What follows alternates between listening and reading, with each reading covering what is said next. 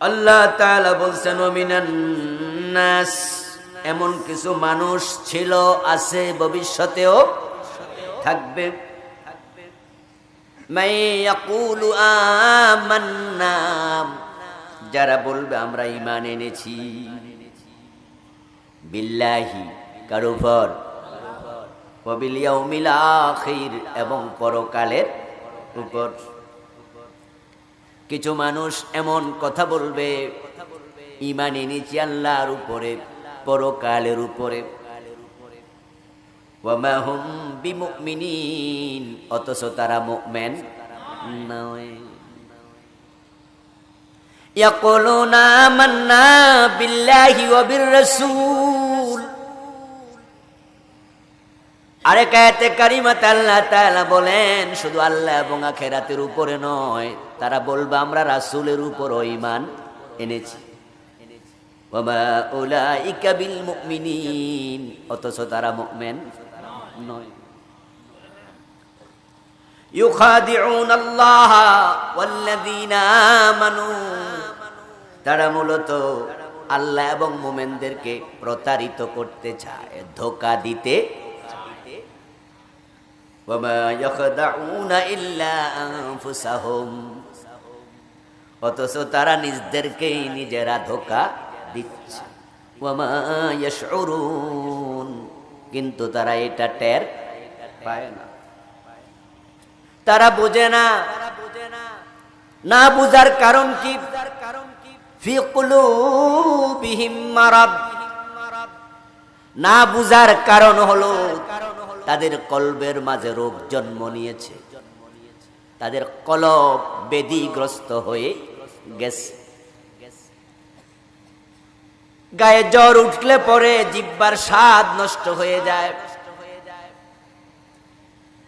10 জন খেতে বসে 9 জন খাবারের প্রশংসা করে, আরেকজন কয় আমার কাছে তো তিতা তিতা লাগে। এমন হয় না? জ্বর উঠলে কি লাগে?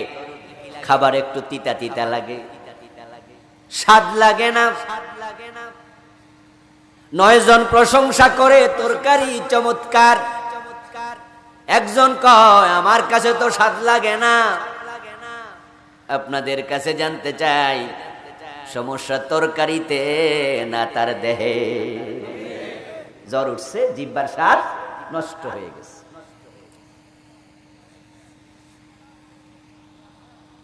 আল্লাহ বলেন ফি কুলুবিহিম মারাদ, তাদের কলবগুলোতে রোগ হয়েছে। ফাযাদাহুমুল্লাহু মারাদা, এই রোগ হওয়ার পরে আল্লাহ দিন দিন তাদের কলবের রোগ আরো বাড়ায়া দিচ্ছেন। ওয়ালাহুম আযাবুন আলীম। এবার আলোচনা মোটামুটি শেষ। আল্লাহ কনক্লুশন টানছেন। 10 লাইন 15 লাইনের অঙ্ক যখন করতে করতে শেষ লাইনে যায়, সমান সমান দিয়া রেজাল্ট বসানো হয়, ঠিক না? কথা বলতে হবে। অঙ্ক করেন না কোনোদিন? সমান সমান দিয়ে কি লেখে? সমান সমান এত রেজাল্ট, এত যোগ এত যোগ এত যোগ এত এত এত লিখতে লিখতে সমান সমান এত। আল্লাহ কাহিনীগুলো কথাগুলো বলার পরে বলছেন রেজাল্ট শোনো, ওয়ালাহুম আযাবুন আলীম। এই জাতীয় যাদের রোগ আছে তাদের রেজাল্ট হলো কঠিন শাস্তি, জাহান্নাম। বিমা কানু ইয়াকযিবুন, কারণ তারা মিথ্যাবাদী ছিল। সম্মানীয় ভাইয়েরা, পর্দার অন্তরালের বোনেরা, মায়েরা, আমি আপনাদের সম্মুখে 3টি আয়াতে কারিমা অর্থ সহ তেলাওয়াত করলাম।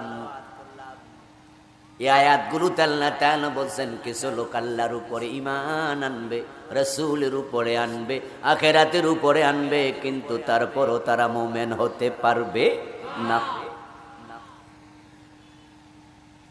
তারা কারা? ফি কুলুবিহিম মারাদ, যাদের অন্তরে সমস্যা,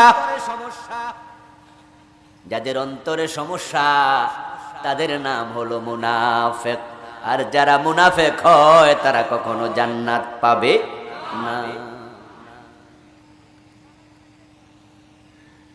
আল্লাহ তাআলা মুনাফিকদের ব্যাপারে জাহান্নামের ঘোষণা দিয়েছেন, ওয়াবাশশিরিল মুনাফিকিনা বিআন্না লাহুম আযাবান আলীমা। এখানে কিন্তু মুনাফিক শব্দটা নাই, এখানে আছে তাদের জন্য কঠিন আযাব। অন্য আয়াতে আল্লাহ ব্যাখ্যা করেন, আল কুরআনু ইউফাসসিরু বা'দুহা বা'দা, কোরআনের এক অংশ আরেক অংশের ব্যাখ্যা প্রদান করে। কোরআনের যে সকল ব্যাখ্যা আছে, এক নাম্বার ব্যাখ্যাই হলো তাফসীরুল কোরআন বিল কোরআন। দ্বিতীয় ব্যাখ্যা তাফসীরুল কোরআন বিল হাদিস। তিন নম্বরে গিয়ে তাফসীর বিদ্দেরায়া। কোরআন এবং হাদিস দিয়ে যে ব্যাখ্যা এটাকে বলে তাফসীর বির রিওয়ায়া। কোরআনের এক নাম্বার ব্যাখ্যা কোরআনের আয়াত, এক আয়াত আরেক আয়াতের ব্যাখ্যা। সূরা আল বাকারার 8, 9, 10 এই তিন আয়াতে আল্লাহ তাআলা আলোচনা করে রেজাল্ট দিলেন তাদের জন্য কঠিন আযাব। এবার তারা কারা, এই ব্যাখ্যা অন্য আয়াতে দিচ্ছেন, ওয়াবাশশিরিল মুনাফিকিনা বিআন্না লাহুম আযাবান আলীমা। হে নবী, যারা মুনাফিক আপনি তাদেরকে খবর দেন তাদের জন্য কঠিন আযাব প্রস্তুত করা আছে। মুনাফিকদের জন্য আমি জাহান্নাম বানাইছি, আপনি খবর দিয়ে দেন। এবং মুনাফিক আমি আল্লাহর কাছে এত জঘন্য, তারা এত নিকৃষ্ট, আমি সবার আগে তাদেরকে জাহান্নামে ফেলে দেব। সবার আগে ফেলার কারণে তারা যত জাহান্নামী হবে, ফেরাউন, নমরুদ, আবু জেহেল, সাদ্দাদ, সব জাহান্নামীদের মাঝে এ মুনাফিক নামক যে সম্প্রদায় আছে তারা থাকবে সবার নিচে। ইন্নাল মুনাফিকিনা ফিদ দারকিল, সুবহানাল্লাহ, ইন্নাল মুনাফিকিনা ফিদ দারকিল আসফালি মিনান নার। মুনাফিকরা জাহান্নামে সবার তলায়, সবার নিচে, তাদের নিচে আর কোনো জাহান্নামী নাই। লা ইলাহা ইল্লাল্লাহ ফেরাউন একদিনও বলে নাই আমি রাসূল মুহাম্মদকে মানি। আবু জেহেল একদিনও কথা বলে না কেন, একদিনও বলে নাই। আমি নবী মূসাকে মানি, ফেরাউন একদিনও বলে নাই। আমি আখিরাত মানি, নমরুদ একদিনও বলে নাই। কিন্তু যারা মুনাফিক তারা বলে আল্লাহকেও মানি, রাসূলেরও মানি, আখিরাতও মানি, তারপরেও তারা থাকবে জাহান্নামে, ফেরাউন নমরুদেরও। তারা কত খারাপ! মুনাফিকদের উপর আল্লাহ তাআলা এতটা রুষ্ট, এতটা রাগান্বিত, জাহান্নাম যখন তিনি উদ্বোধন করবেন, প্রথমে জাহান্নামে তিনি যাকে ফেলবেন সে হবে মুনাফিক। আল্লাহ তাআলা কোরআনে বলছেন, ইন্নাল্লাহা জামিউল মুনাফিকিনা ওয়াল কাফিরিনা ফি জাহান্নাম জামিআ। জোরে আওয়াজ দিয়ে বলেন নাউযুবিল্লাহ। আল্লাহ তাআলা বলছেন নিশ্চয় আল্লাহ তাআলা জাহান্নামে একত্রিত করবেন। ইন্নাল্লাহা জামিউল মুনাফিকিনা ওয়াল কাফিরিন ফি জাহান্নাম জামিআ। জাহান্নামের মাঝে দুদল লোককে আমি একত্রিত করব। এখানে বললেন আল মুনাফিকিনা ওয়াল কাফিরিন, শুরুতে কার কথা বললেন? তারপরে কাই? তাহলে জাহান্নামের দিক থেকে, জাহান্নামে পড়ার দিক থেকে কাফেরের চেয়ে মুনাফিক অগ্রগামী। অন্য আয়াতে আল্লাহ তাআলা বলেন ওয়া'আদাল্লাহুল মুনাফিকিনা ওয়াল মুনাফিকাতি ওয়াল কুফফারা নার জাহান্নাম। আল্লাহ সিদ্ধান্ত নিয়েছেন তিনি জাহান্নামে দেবেন মুনাফিক পুরুষদেরকে, মুনাফিক নারীদেরকে, ওয়াল কুফফারা এবং কাফেরদেরকে। শুরুতে বললেন মুনাফিক, পরে বললেন কাফের। যারা মুনাফিক হবে তারা জাহান্নামী। সবচেয়ে নিকৃষ্ট জীব আল্লাহর কাছে মুনাফিক। তারা কালেমা পড়বে, তারা রোজা রাখবে, তারা নামাজ পড়বে, তারা যাকাতও দেবে, তারা হজ করবে, দাড়িও রাখবে, টুপিও থাকবে, কিন্তু তাদের ঈমান থাকবে না।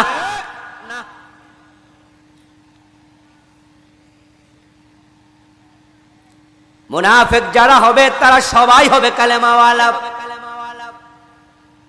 কালেমা না পড়ে মুনাফিক হওয়া যায় না।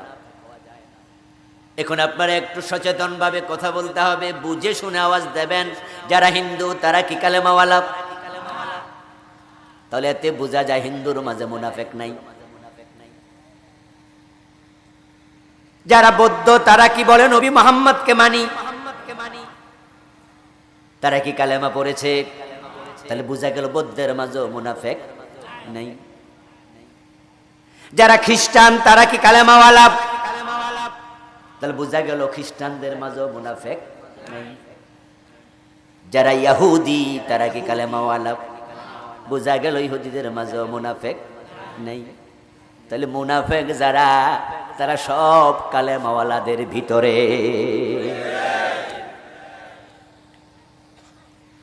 আল্লাহ তাআলার কাছে মুনাফিক এত কেন নিকৃষ্ট, তিনি তাদের উপরে এত কেন রুষ্ট, কেন তাদেরকে জাহান্নামে সবার তলায় দেবেন?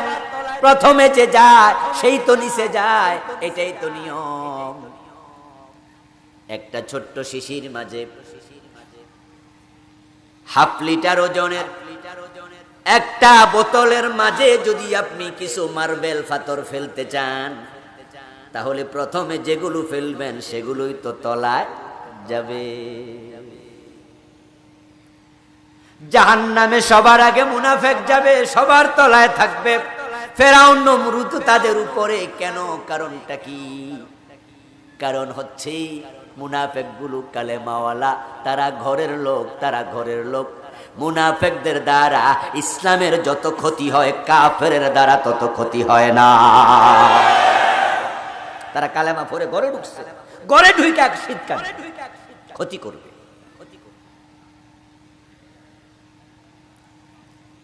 মুনাফিকরা ইসলামের সবচেয়ে বড় দুশমন।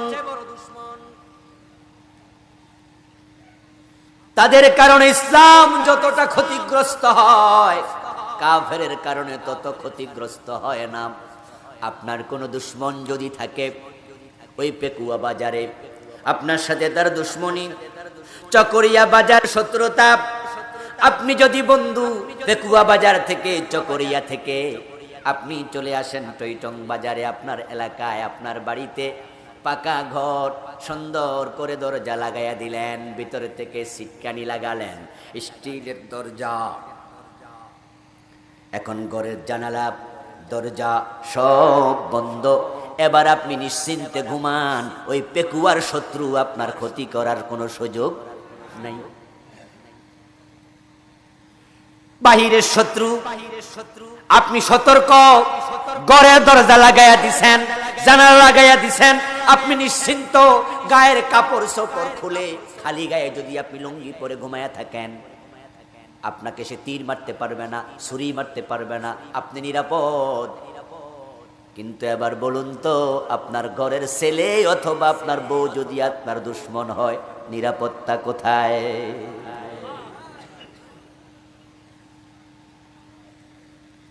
আপনার স্ত্রী যদি আপনার দুশমনি করে, আপনার কলিজার টুকরা সন্তান যদি আপনার দুশমনি করে, আপনাকে রাতের বেলায় ছুরি মারতে চায়, ঘরের শত্রু থেকে বাঁচা বড় দায়। যারা কাফের তাদের দুশমনি আমাদের সাথে থাকবে, আছে, ছিল। তাদের ব্যাপারে আমরা সতর্ক হলে তারা ক্ষতি করতে পারবে না। কিন্তু কালেমাওয়ালা গুলো যখন দুশ্মনী করে তাদের কারণে ইসলাম আগাতে পারে না।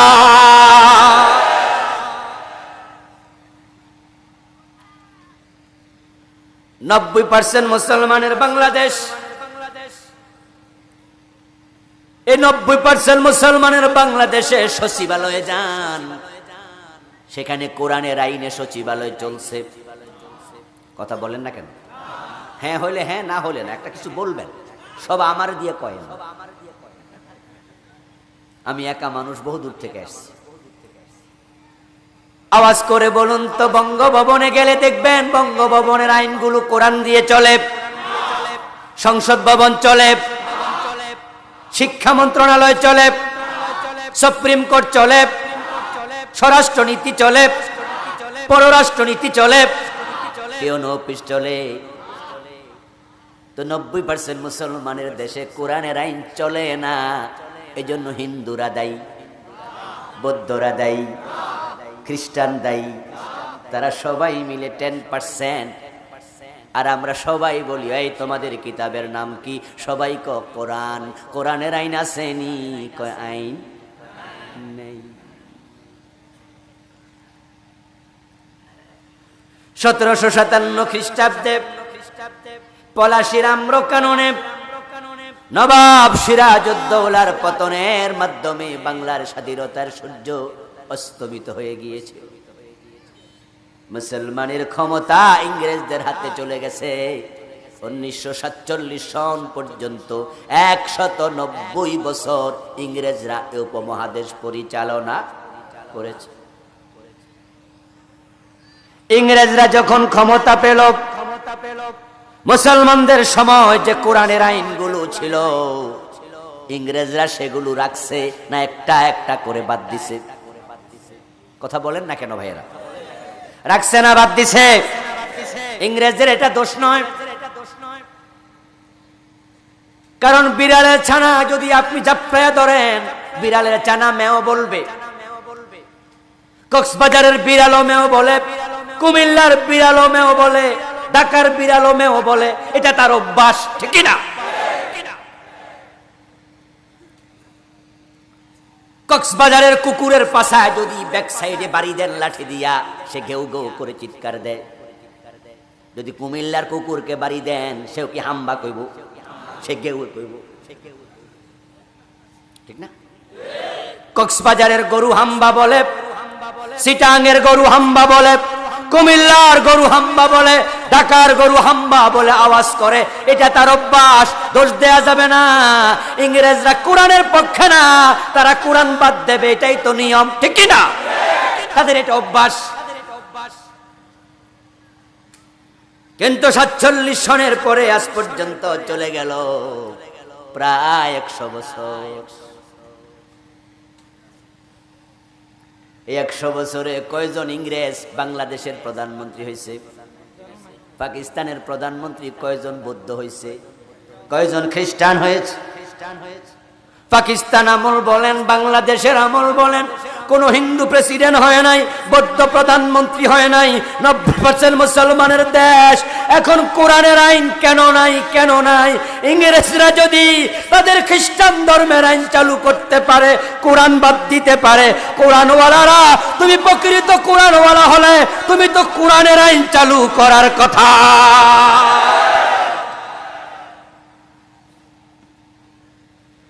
তোমার নাম আব্দুল্লাহ, তোমার নাম আব্দুর রহমান, কিন্তু তুমি সংসদের সদস্য হলা, মন্ত্রী হলা, প্রেসিডেন্ট হলা, তোমার কলম দিয়ে কোরআনের আইন কায়েম হয় না, তোমার কলম দিয়ে কোরআনের পক্ষে কোনো বিধান কায়েম হয় না।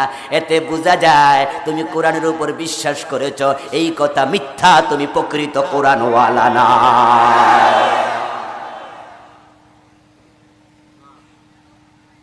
তোমার অন্তরে ঈমান যদি থাকতো, তাহলে তুমি কোরআনের পক্ষে আইন কায়েম করতে। এটাই তো নিয়ম।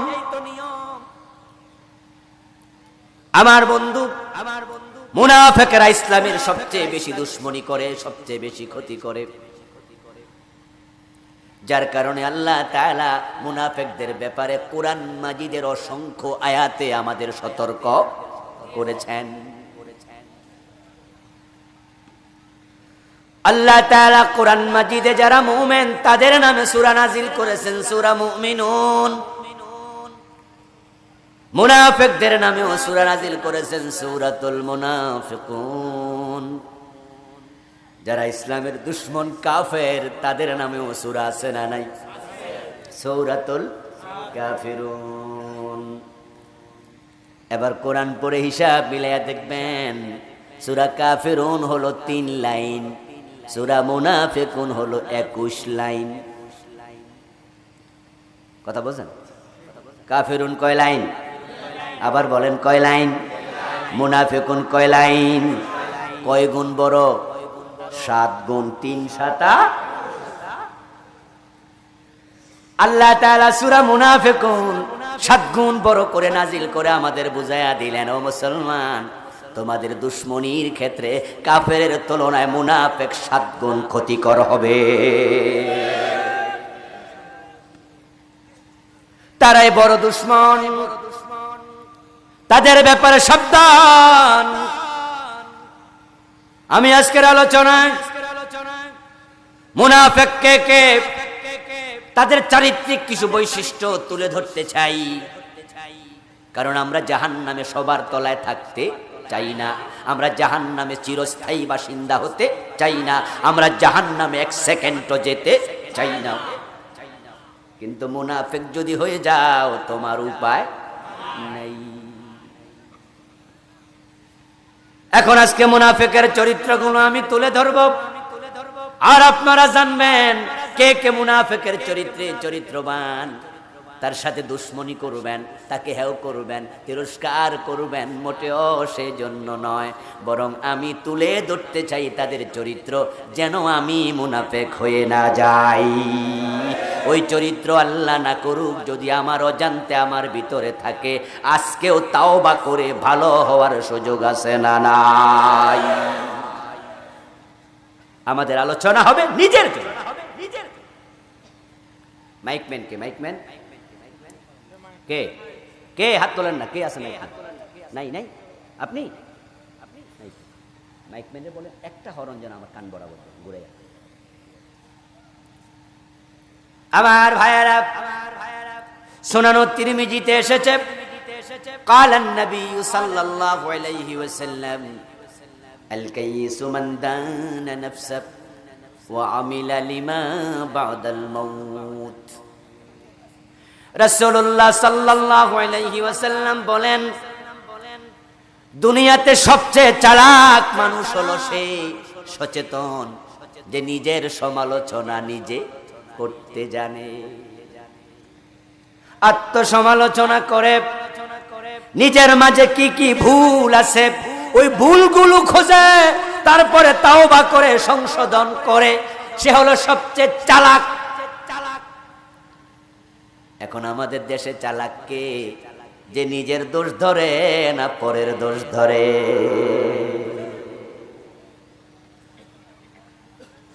আমরা পরের দোষ ধরতে চাই না, আত্মসমালোচনা করতে চাই। কে মুনাফিক? নিজের অজান্তে হয়ে গেছো দোস্ত, তুমিও জানো না। ওহী আসার আগে নবী মুহাম্মদুর রাসূলুল্লাহ সাল্লাল্লাহু আলাইহি ওয়াসাল্লাম নিজেও জানতেন না আব্দুল্লাহ ইবনে উবাই মুনাফিক, অথচ সে শুধু মুনাফিক নয়, সব মুনাফিকের নেতা। ওহী আসার আগে আব্দুল্লাহ ইবনে উবাইকে রাসূলুল্লাহ বিশ্বাস করতেন। আব্দুল্লাহ ইবনে উবাই মুনাফিক, এই বিষয়ে আল্লাহ ওহী নাজিল করে জানাইছেন। এর আগে রাসূল তাকে বিশ্বাস করতেন। কেমন বিশ্বাস শুনুন। উহুদের যুদ্ধ যখন হয়, বদরের যুদ্ধে কাফেররা চরমভাবে পরাজিত হয়েছে। আবু জেহেল সহ তাদের 70 জন জাহান্নামে গেছে। ওই পরাজয়ের প্রতিশোধ নেয়ার জন্য পরের বছর 3য় হিজরিতে 3000 কাফের সংঘবদ্ধ হলো। আল্লাহ পাক রব্বুল আলামিন বিশ্বনবীকে জানালেন তাদেরকে প্রতিরোধ করতে হবে, প্রস্তুতি নেন।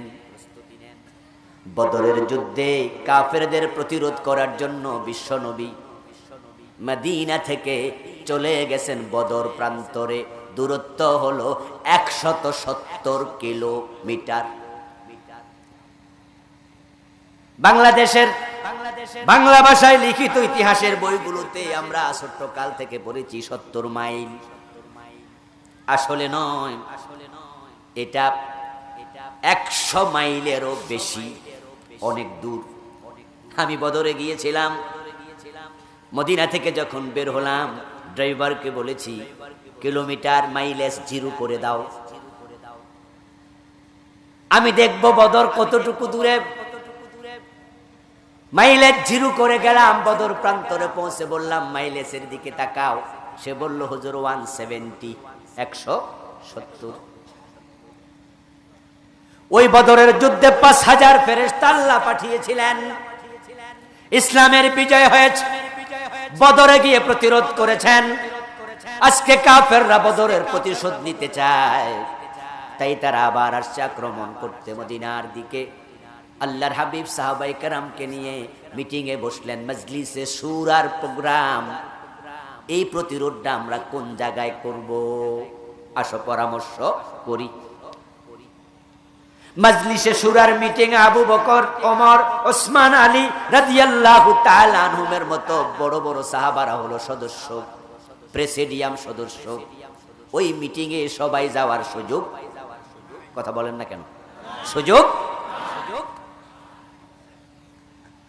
ওই মিটিং এ রাসূলুল্লাহ সাল্লাল্লাহু আলাইহি ওয়াসাল্লাম আবু বকর, ওমর, ওসমানের সাথে আব্দুল্লাহ ইবনে উবাইরেও দাওয়াত দিয়ে দিলেন। হিসাব মিলায়া দেখেন কোথায় আবু বকর, কোথায় মুনাফিকটা। বিশ্বনবীর দাওয়াত পাই আব্দুল্লাহ ইবনে উবাই মিটিং এ গেল, ইসলামের পক্ষে খুরদার পরামর্শ রাখলো। জান দিয়া ফেলবো হুজুর, আপনি বলেন কি করতে হবে। তার বক্তব্য শুনে বিশ্বনবী প্লিজড, খুশি। মুজাহিদ ছিল 1000, 300 জনের নেতা তাকে মনোনীত করে দিলেন। মুসলমান মুজাহিদ কতজন? 1000। কতজন? বদরে 313, উহুদে 1000, কাফের হলো 3000। 300 জন আলাদা করে বললেন আব্দুল্লাহ ইবনে উবাই, 300 জনের নেতা তুমি এই রাস্তা দিয়ে যেও। আবু বকর, তুমি এতজন নিয়ে ওই রাস্তা দিয়ে যাও। ওমর, তুমি এতজন নিয়ে ওই রাস্তা দিয়ে যাও। আমি নবী মুহাম্মদ, আমি এতজন নিয়ে ওই রাস্তা দিয়ে যাব। ভাগ ভাগ করে যাও, তাহলে কাফেরদের কাছে খবর পৌঁছবে আমাদের সংখ্যা অনেক বেশি, দলে দলে আইতাছে। এটা যুদ্ধের একটা কৌশল। আব্দুল্লাহ ইবনে উবাই 300 জন লইয়া মাকামে শাউত নামক জায়গায় গিয়া 300 জনকে কয় থামো, যুদ্ধে যাব না, লক্ষণ ভালো না। মক্কার কুরাইশেরা বদরের প্রতিশোধ নিতে আসতেছে, শুনেছি 3000 আসতেছে, খবর আছে আজকে বাঁচতে পারবা না। মুহাম্মদ, আবু বকর, ওমর, ওসমান সব মরে যাবে আজকে। তারা যদি সব মরে যায়, আমরা গেলে আমরাও তো মরে যাব, তাহলে ইসলামের প্রচার করবে কে? তাই আমরা 300 জন যাব না, চলো মদিনায় ফিরে যাই। নাউজুবিল্লাহ। কোরা মরে গেলে যাক, আমরা ইসলাম প্রচার করব। 300 জন নিয়ে পালায়া চলে আসে। উহুদের যুদ্ধে প্রথম দিকেই ঝামেলা এই আব্দুল্লাহ ইবনে উবাই লাগায়া দিল। উহুদের যুদ্ধের ফলাফল আপনারা জানেন, বিশ্বনবীর দাঁত ভেঙে গেছে। যুদ্ধের মাঠে হেলমেট ভেঙে মাথায় ঢুকেছে। রাসূল সাল্লাল্লাহু আলাইহি ওয়াসাল্লাম বেহুশ ছিলেন 3 ঘন্টা। আমির হামজা রাদিয়াল্লাহু তাআলা আনহু সহ 70 জন বড় বড় সাহাবী শহীদ হয়ে গেলেন। মদিনায় ফিরে আসার পর আল্লাহ তাআলা কোরআনের আয়াত নাজিল করে নবী মুহাম্মদকে বলে, ইযা রাআইতাহুম তুজিবুকা আজসামুহুম ইয়াকুলু তাসমা লিকাউলিহিম, ও নবী মুহাম্মদ, এই লোকগুলো মুনাফিক, এই নেতা আপনি বানাইছেন, তার কথা শুনলে মজা লাগে। ইযা রাআইতাহুম তুজিবুকা আজসামুহুম, চেহারা সুরত দেখলে মনে হয় আল্লাহর ওলি, মাথায় পাগড়ি, মুখে দাড়ি। আপনার পিছনে দাঁড়ায় নামাজ পড়ে, আপনার পক্ষে কি বক্তৃতা দেয়, ইয়াকুলু তাসমা লিকাউলিহিম, বক্তৃতা দিলে শুনতে মন চায়, আপনি মনোযোগ দিয়ে শুনে তারে বানায়া দিছেন নেতা, অথচ তার অন্তরে ঈমানটাই নাই। কে মুনাফিক ওহী আসার আগে নবী মুহাম্মদও জানে না, জানলে তিনি তারে 300 জনের নেতা বানাতেন না। কারণটা কি? কারণ হলো কে মুনাফিক কে মুমিন চিনবেন কেমনে? যে কালেমা মানুষ পড়ে মুমিন হয়, ওই ঈমান তো থাকে অন্তরে। ঈমান থাকে কোথায়? ইমাম আবু হানিফা রাহিমাহুল্লাহর বক্তব্য, আল ঈমান হুয়া তাসদীকু বিল জিনানি ফাকাত, ঈমান হলো শুধু অন্তরের বিশ্বাসের নাম। রাসূলুল্লাহর পালক পুত্র যায়েদের ছেলে হযরত উসামা, রাসূলের নাতি, প্রিয় ভাজন উসামা রাদিয়াল্লাহু তাআলা আনহুর নেতৃত্বে বিশ্বনবী একটি সারিয়া পাঠালেন, ছোট্ট একটি কাফেলা পাঠালেন। ইসলামী রাষ্ট্রের সীমানায় যাও, কোন দুশ্মনী করে কিনা পাহারা দাও। ওখানে গিয়ে দেখে একজন ছাগল চরানোর রাখাল, ছাগলওয়ালা ছাগল চড়াচ্ছে। মুসলমানদেরকে দেখে ছাগলওয়ালা সালাম দেয়, আসসালামু আলাইকুম। সালাম দেওয়ার পরে মুসলমানের সারিয়ার একজন বলেন, সদস্য বলেন, হযরত উসামা বিন যায়েদকে নেতা। কয় কি? কয় লোকটার লক্ষণ তো বেশি ভালো না, হে ছাগল চড়াইতেছে সীমান্তে, হতে পারে কাফেরদের গোয়েন্দা, আমাদেরকে দেখে আগে আগে সালাম দিছে, এটা তার চালাকি। বরং ওরে ধরেন, ওরে ধইরা মাইরা ছাগলগুলা মদিনায় নিয়ে যাই। উসামা বিন যায়েদ রাদিয়াল্লাহু তাআলা আনহু বললেন, ঠিক কইছো। বেডা আগে আগে দূর থেকে সালাম দিয়া দিছে, আমরা তো কাছেও যাইতে পারি নাই, তাহলে বুঝতে হবে ডাল মে কুছ কালা হে। দৌড়ে হত্যা করলো, হত্যা করে ছাগলগুলো মদিনায় নিয়ে গেল। রাসূল সাল্লাল্লাহু আলাইহি ওয়াসাল্লামের কাছে গিয়ে ছাগলগুলো দিয়া কইয়া, রাসূলুল্লাহ, আজকের জিহাদে আমরা বিজয়ী হয়ে গেছি, এই সারিয়া আজকে সফল, অনেকগুলো ছাগল পাইছি গনিমতের মাল হিসাবে। রাসূলুল্লাহ কয়, কারে মাইরে আনছো? কয়েকটা লোক সীমান্তে ছাগল চড়াইছে, এটা তাদের গোয়েন্দা। তবে হুজুর একটা ঘটনা আছে, সে কিন্তু আমাদেরকে আগে সালাম দিছে। এই কথা শুনে বিশ্বনবী বলেন, কল্লা কি যাও সামা, কল্লা কি। সে যেহেতু তোমাদের সালাম দিছে, মুমিন না হলে সালাম দিত না।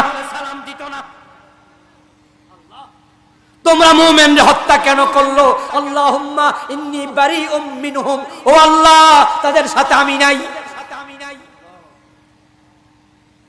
আমি মুসলমান হত্যা করার জন্য ওসামাকে পাঠাই নাই, তাদের কর্মের সাথে আমি নবী মুহাম্মদের কোনো সম্পর্ক নাই। বিশ্বনবী বারবার বলতে থাকলেন, করলা কি। তখন উসামা বিন যায়েদ বলছে, ইয়া রাসূলুল্লাহ, সে তো গোয়েন্দা, আসলে মুমিন না। বিশ্বনবী আবার উসামাকে লক্ষ্য করে বলেন, হাল শাকাক্তা কলবাহু, তুমি যে বললা তার ঈমান নাই, তুমি কি তার কলব ছিঁড়ে দেখছো নাকি? আপনাদের কাছ থেকে এবার জানতে চাই, রাসূলুল্লাহ ঈমান থাকে কোথায় বললেন? কথা বলেন না কেন ভাইয়েরা? কথা না বললে তো মজা পাই না। আমি তো দূর থেকে আসছি, কথাটা তো বোঝেননি আমার, বোঝা যায়? কোন দেশের গালি, কোন দেশের বলি। আমি তো আপনার ভাষা জানি না, জানলে আপনারা এটা দিয়ে শুরু করে দিতাম। কথা বোঝা যায়? জবাব দিন। ঈমান কোথায় থাকে? রাসূলুল্লাহ আব্দুল্লাহ ইবনে উবাই যে মুনাফিক জানতেন না কেন? কারণ ঈমান তো কলবে থাকে, আর কলবের মালিক কে? ইন্নাল্লাহা আলিমুম বিযাতিস সুদূর। রাসূলুল্লাহ জানতেন না আব্দুল্লাহ ইবনে উবাই মুনাফিক, তাই ওহী নাজিল করে জানানো লাগলো।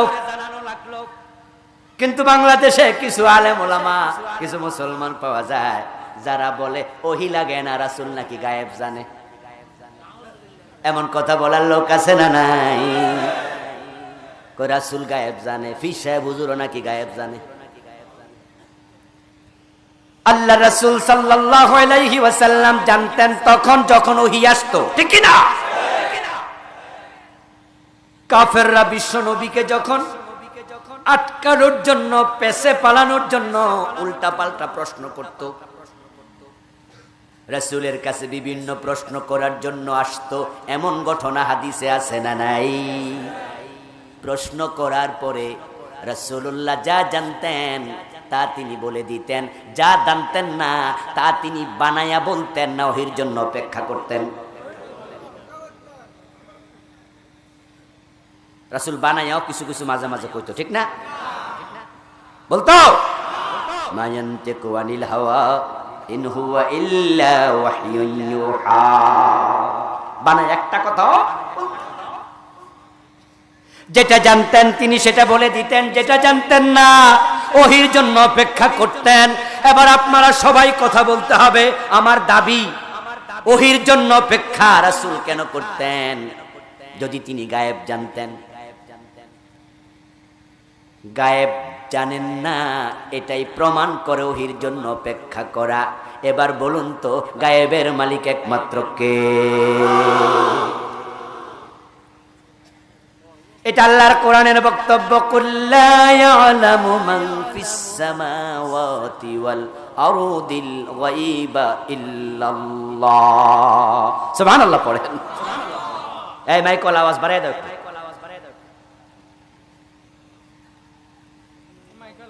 মাইকলা নাই, আওয়াজটা বাড়াও বাবা, বাড়াই দাও। ওকে। আল্লাহ তাআলা বলছেন, হে নবী আপনি বলে দিন আকাশ এবং জমিনে আল্লাহ ছাড়া কেউ গায়েব জানে না। গায়েবের সিফত একমাত্র আল্লাহর জন্য খাস। তাই যদি কেউ আল্লাহ ছাড়া অন্য কেউ গায়েব জানে বলে সে মুশরিক হয়ে যাবে। এটা শিরক।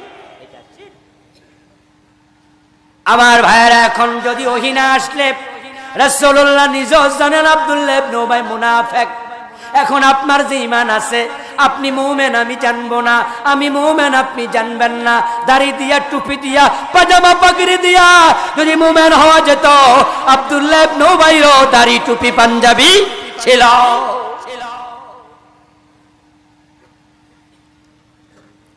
এখন কে মুমিন, কে কাফের, কে মুনাফিক আমরা জানি না। তবে কিছু চারিত্রিক বৈশিষ্ট্য আল্লাহ কোরআনে বলছেন, রাসূলুল্লাহ হাদিসে বলছেন, ওই বৈশিষ্ট্য যার মাঝে আছে তার ভিতরে নেফাকি আছে।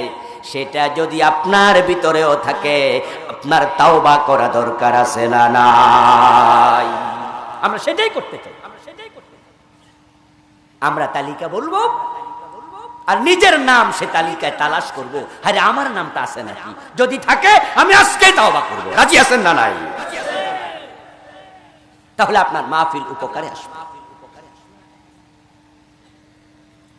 রাসূলুল্লাহ সাল্লাল্লাহু আলাইহি ওয়াসাল্লাম মদিনায় যত মুনাফিক ছিল, ওই মুনাফিকদের নাম ওহীর মাধ্যমে তিনি জ্ঞাত হয়েছেন, জেনেছেন। আল্লাহ তাআলা নাম ধরে ধরে মুনাফিকদেরকে চিহ্নিত করেছেন। এই মুনাফিকগুলোর নাম বিশ্বনবী একজন সাহাবার কাছে তালিকা হিসাবে দিয়ে গেছেন।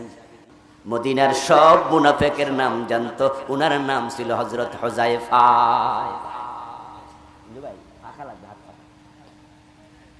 উনার বাবার নাম ইয়ামান। কি নাম? লোকজন কি বোঝে না, না শোনে না কথা? বাবার নাম কি বললাম? কথাটা বলিয়েন। এটা একটা ক্লাস। ক্লাসের মাঝে উস্তাদ যেমন ফিডব্যাক চাইলে ছাত্র দেয়, আমি আপনাদের ওস্তাদ, এই কথা বলে বেয়াদবি করব না, কিন্তু স্টাইলটা তো সেরকম, ঠিক কিনা? তো জবাব দিয়েন। সাহাবীর নাম হোজাইফা। কি নাম? ওয়াজ বাড়িতে যাবে, কথা বলবেন, মগজে গেঁথে যাবে। উনার বাবার নাম ইয়ামান। কি নাম? তাহলে পুরাটা নাম হযরত হোজাইফা ইবনুল ইয়ামান। হোজাইফা ইবনুল ইয়ামান রাদিয়াল্লাহু তাআলা আনহু, ওনার কাছে বিশ্বনবী সবগুলা মুনাফিকের নাম বলে গেছেন। তাই হযরত হোজাইফাকে বলা হতো সাহিবু সিররিন নবী, রাসূলুল্লাহর গোপন তথ্য ভান্ডার। হযরত হোজাইফা জানতেন কে কে মুনাফিক। হযরত ওমর রাদিয়াল্লাহু তাআলা আনহু ক্ষমতায় আসলেন। ওমর ছিলেন খুব কঠিন হৃদয়ের মানুষ, দ্বীনের ব্যাপারে কাউকে কোনো ছাড় দিতেন না। ওমর যখন প্রেসিডেন্ট, কোন মানুষ যদি মারা যেত, মারা যাওয়ার পরে জানাজার ইমাম হওয়ার 1 নাম্বার হকদার হলো রাষ্ট্রের প্রধান। রাষ্ট্রের প্রধান যদি থাকে, জুমার ইমামতি অন্য কেউ করার অধিকার নাই। ঈদগাহের ইমাম হবে রাষ্ট্রের প্রধান। এখন রাষ্ট্রের প্রধান তো একজন, জুমা তো হবে অনেক মসজিদে, ঈদের নামাজ হবে অনেক মসজিদে, সব জায়গায় তিনি যেতে পারবেন না। তাই তার প্রতিনিধিরা ঈদের নামাজ পড়াবে, জুমার নামাজ পড়াবে, জানাজার ইমামতি করবে। যদি না থাকে তাহলে এবার আস্তে আস্তে অন্যরা। এটা হলো ইসলামের আইন। আমার ভাইরা, হযরত ওমরের কাছে প্রস্তাব আসতো, হুজুর অমুক মারা গেছে, আপনি মেহেরবানি করে এসে তার জানাজার নামাজটা একটু পড়ান। হযরত ওমর বলতেন, আগে তোমরা হোজাইফার কাছে যাও। মদিনায় কে কে মুনাফিক আমি ওমর এটা জানি না, হোজাইফা এটা জানে। যদি লোকটা মুনাফিক হয়, হোজাইফা তার জানাজার নামাজ পড়তে রাজি হবে না, আমি ওমরও তার জানাজার ইমাম হব না। হোজাইফা যদি রাজি হয়, আমিও রাজি। হোজাইফা সব মুনাফিকের নাম জানে। একদিন হযরত হোজাইফা ইবনুল ইয়ামান রাদিয়াল্লাহু তাআলা আনহুকে হযরত ওমর তার দরবারে দাওয়াত দিয়ে হাজির করলেন। বাড়িতে আমার চায়ের দাওয়াত, আমার কাছে আসবেন। সাহাবী হোজাইফা গেলেন। ওমর রাদিয়াল্লাহু তাআলা আনহু হোজাইফাকে বসায়া হযরত ওমর প্রশ্ন করতেন, নাশাদ্দুকাল্লাহ, আমি আপনাকে আল্লাহর কসম দিয়ে প্রশ্ন করতেছি, রাসূলুল্লাহ মদিনার সব মুনাফিকের নাম আপনার কাছে বলে গেছে, আনা মিনহুম, আমি জানতে চাই হোজাইফা ওই তালিকা আমার নামটাও আছে নাকি?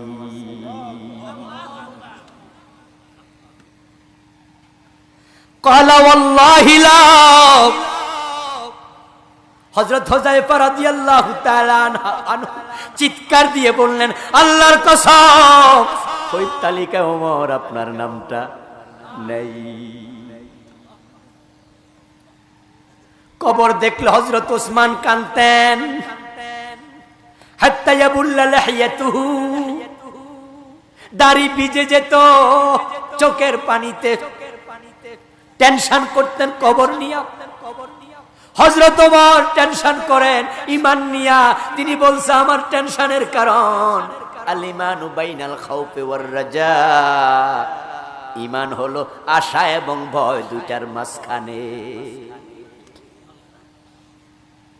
আমি মুনাফিক হয়ে মরতে চাই না।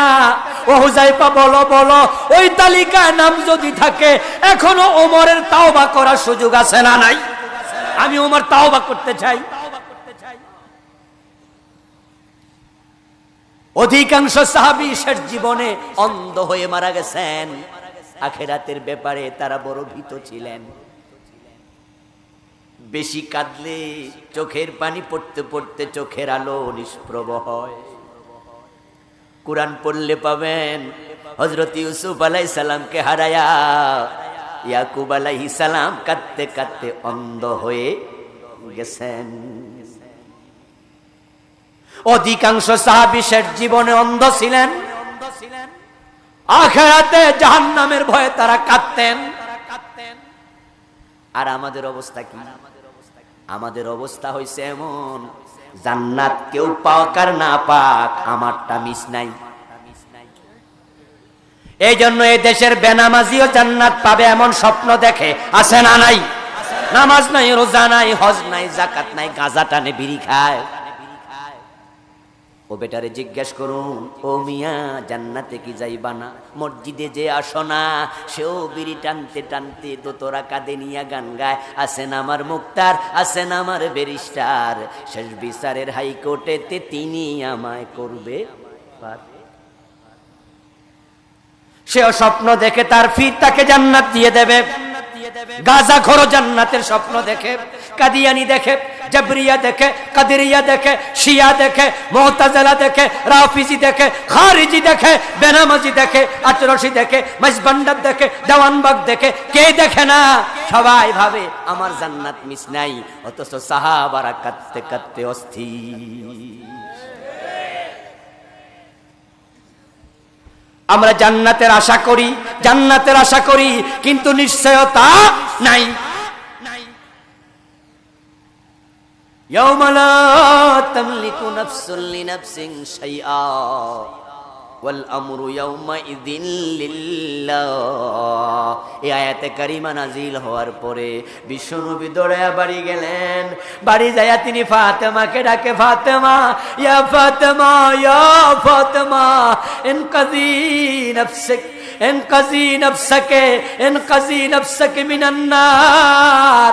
ও ফাতেমা, আমার আল্লাহ আজকে আয়াত নাজিল করছে, কিয়ামতের দিন কেউ কারো উপকারে আসবে না, সেদিন আদেশের মালিক হবে একমাত্র আল্লাহ। ওয়াল আমরু ইয়াউমাইযিন লিল্লাহ। জাহান্নাম থেকে তুমি তোমাকে বাঁচাও, জাহান্নাম থেকে নিজে চেষ্টা করে বাঁচো, ইবাদত করে বাঁচো। ইবাদত যদি না থাকে, ঈমান যদি না থাকে, ঈমান হারায়া যায়, শিরিক করো, কুফরি করো, মুনাফিক হয়ে যাও, নবী মুহাম্মদ তোমাকে বাঁচাতে পারবে না। মুনাফিক নিকৃষ্ট একটি সম্প্রদায়, তাদের ব্যাপারে আমাদের ইলম লাগবে। আমার বন্ধু, এখন মুনাফিক শুধু জাহান্নামে যাবে না, জাহান্নামে যাওয়ার জন্য আরো কিছু দল লোক আছে। পৃথিবীর মানুষগুলো 5 ভাগে বিভক্ত, তার ভাগে 1 ভাগ, যে তার মাঝে 1 ভাগ জান্নাতি, বাকি 4 ভাগ জাহান্নামী। জাহান্নামীর সংখ্যা বড়ই বেশি, জাহান্নামী হবে 4 ভাগ, জান্নাতি হবে মাত্র 1 ভাগ। জাহান্নামীদের মাঝে সিরিয়ালে 1 নাম্বার হলো মুলহিদ। কি কথা বলেন? কি মুলহিদের বাংলায় বলে নাস্তিক। 2 নাম্বার সিরিয়াল কাফের, 3 নাম্বার সিরিয়াল মুশরিক, 4 নাম্বার সিরিয়াল মুনাফিক। 5 দল মানুষ, বাকি থাকলো মুমিন। যদি জান্নাতে যেতে চাও, মুমিনের কাতারে আসা দরকার আছে না? না, নিজেকে সেখানে তালাশ করতে। যারা মুলহিদ নাস্তিক তারা জাহান্নামী।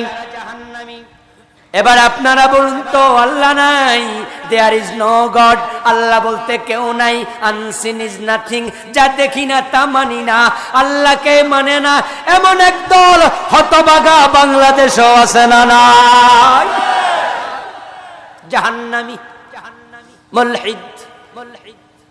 তসলিমা নাসরিন, কবির চৌধুরী, আহমদ শরীফ, থাবা বাবা রাজীব, নতুন কিছু ব্লগার, আসিফ মহিউদ্দিন, আরো শাহবাগের মরে গেলে গত কয়েক বছর আগে আরো কিছুর দেখা মিলত।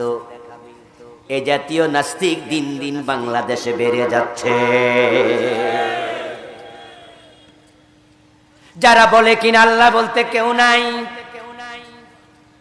আসিফ মহিউদ্দিন নামে একজন ব্লগার শাহবাগের মোড়ে যখন ফাঁসি চাই বলে একদল ব্লগার একত্রিত হয়েছিল, তারা তাদের ব্লগের মাঝে আল্লাহর বিরুদ্ধে, রাসূলের বিরুদ্ধে, ইসলামের বিরুদ্ধে যাচ্ছা তাই লেখালেখি করেছে। খাবা বাবা রাজীব নামে একজন লিখেছিল, কেবাকে তারা তাকে হত্যাও করেছে। তারপরে এখন আসিফ মহিউদ্দিন নামে একজন, তাকে সরকার অ্যারেস্ট করেছিল হেফাজতের আন্দোলনের পরে। তার ব্লগের মাঝে খুঁজে পাওয়া গেছে, সে লিখেছে শাহবাগের মোড়ে যদি আল্লাহ আসে আল্লাহকেও ফাঁসি দেবে।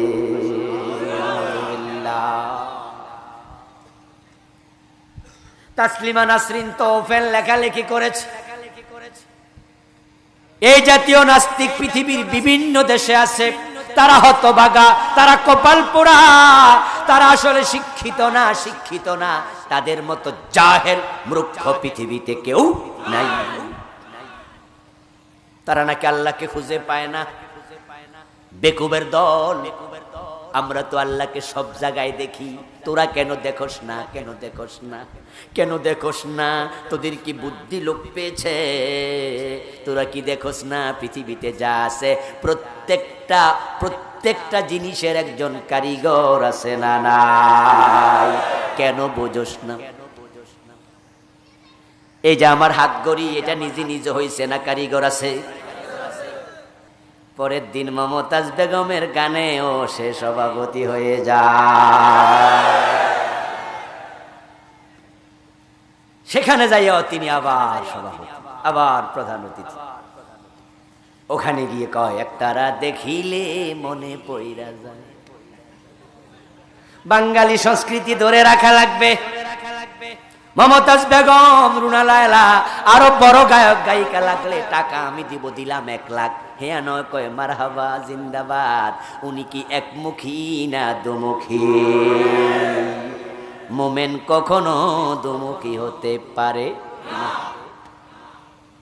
মোমেনের চরিত্র হবে মৌমাছির মতো। মোমেনের চরিত্র শুধু মাছির মতো হবে না। মৌমাছিকে দেখবেন, ফুল আছে যেখানে, মধু আছে যেখানে, মৌমাছি সেখানে। কখনো মৌমাছি টয়লেটে বসে না। এই জন্য মৌমাছি নন্দিত।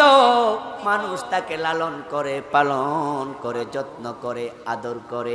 কারে ঘর যদি মৌমাছি ঢোকে, বাচ্চা যদি লাঠি লইয়া মারতে যায়, মা লাঠি কাইরা নিয়া কয়, এটারে সরাইয়া দে, জানালা খুলে দে, দরজা খুলে দে, মারিস না। আর তার বিপরীতে পাখাওয়ালা আর একটা প্রাণী আছে যেটার নাম মাছি।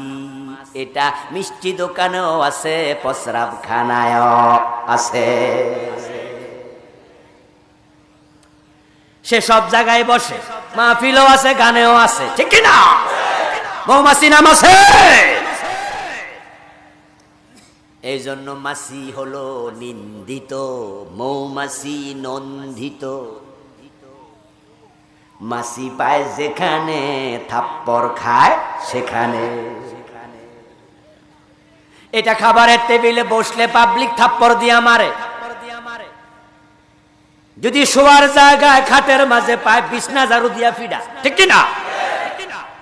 যদি টয়লেটে বসে জুতা দিয়া বাড়ি মারে, কারণ তার চরিত্রহীন, চরিত্র খারাপ, দুমুখী, মুনাফিক, আল্লাহর কাছে এত খারাপ। এর কারণ সে দুমুখী আচরণ করে। যদি মুমিনেরা 90% মুমিনের মুসলমানের দেশ আমরা দুমুখী না হতাম, সব নেতা মাহফিলমুখী হয়ে যেত, সব মুসলমান মাহফিলমুখী হয়ে যেত, এই দেশে গানের মজলিস হতো না।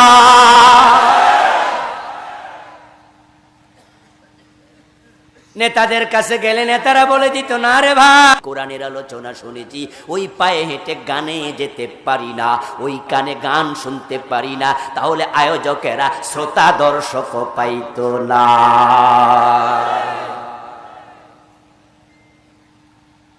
কিন্তু আমরা তো দুমুখী হয়ে গেলাম। ইযা লাকুকুম ক্বালু আমান্না ওয়া ইযা খালাউ আদ্দু আলাইকুমুল আনামিলা মিনাল গায়জ কুল মুতু বিগাইজিকুম। আল্লাহ তাআলা মুনাফিকদের চরিত্র কত চমৎকার করে তুলে ধরলেন, এরপরও না চিনলে কপাল পোড়া তুমি। আল্লাহ কয় তারা যখন আলেমদের সাথে একত্রিত হয়, মুমিনদের কাছে যাইয়া হুজুর হুজুর হুজুর হুজুর হুজুর সামনে হাঁটেন, হুজুর আপনি আগে খান, হুজুরের মাছের কল্লাটা দাও, হুজুর কত ভালো মানুষ। আচরণ দেখে মনে হয় হায় রে কত হুজুর ভক্ত, ইসলামের ভক্ত, কিন্তু দেখা যায় এই হুজুর যখন এমপি হয়, মন্ত্রী হয়, তাদের কলিজাটা জ্বলে যায়। হুজুর বুঝি উপজেলা চেয়ারম্যান হইব, কয় কি হুজুর মানুষ কিসের এমপি, কিসের মন্ত্রী, কিসের মন্ত্রী। মসজিদের ইমামের বেতন বাড়াইলে কলিজা আঘাত লাগে, এমন কিছু মুসল্লি আছে না নাই? তাই ইমামের পিছনে 24 ঘন্টা দোষ খোঁজে। সামনে আইলে জি হুজুর, পিছনে গিয়া আঙ্গুল কামড়া। হুজুরের গাড়িতে জাতীয় পতাকা, হুজুররা মন্ত্রী হয়ে যায়। কই আলেম ওলামারা যখন এই দেশে এমপি হয়েছে, মন্ত্রী হয়েছে, তখন একদল মুনাফিকের কলিজা জ্বালা ধরেছে, তাই তারা ষড়যন্ত্র করে বিনা দোষে আলেমদেরকে জেলখানায় রেখে দিয়েছে।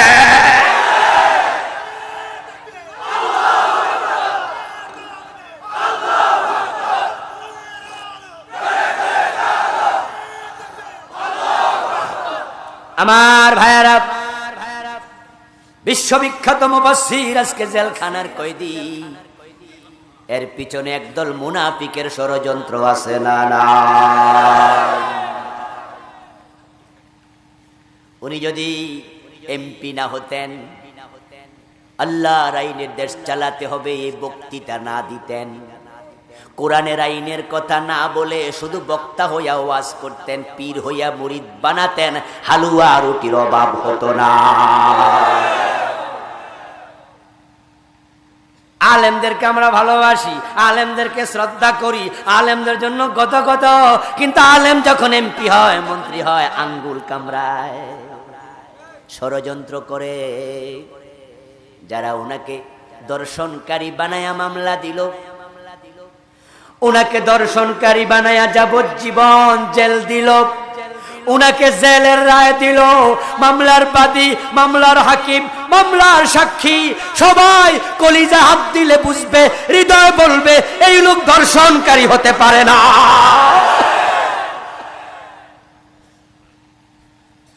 কিন্তু ঝামেলা হয়েছে, উনি আগায় কেন, আগায় কেন? তাই সমাজের কিছু লোককে আপনারা চিনবেন।